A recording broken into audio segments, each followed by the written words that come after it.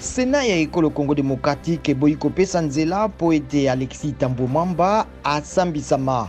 Basénateur batalaki na likitali ya bango ya mardi bosenga ya cour ya cassation ya kolongola immunité ya mokambi ya Sénat po asambisama na lifundamili ya sénatrice Bijugo ya Kitenge oyo alobi afingamaki nsima na koluka koyeba boni esengelaki kofutama na misalamaki mpona kobongisa ndako ya Sénat.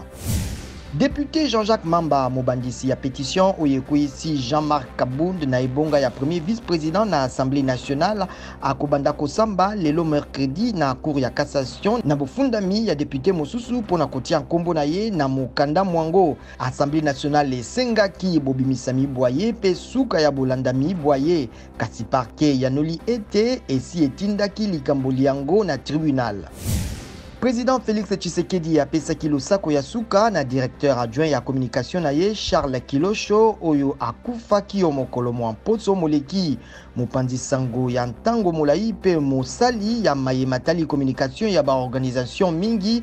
Mwanamboka Kilosho akufaki na mibu tukumitano na misato na l'hôpital centre médical ya Kinshasa na Covid lokola ye. Bato basusu pe bakufi mikolo miye zinga na mokonzi ya mboka na bokono boye.